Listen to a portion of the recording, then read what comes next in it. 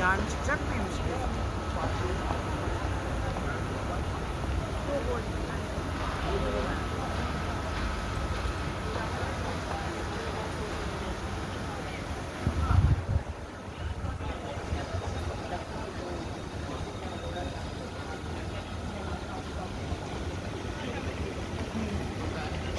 Yeah, that's not much. We can take our time. That's why I'm like, oh, I have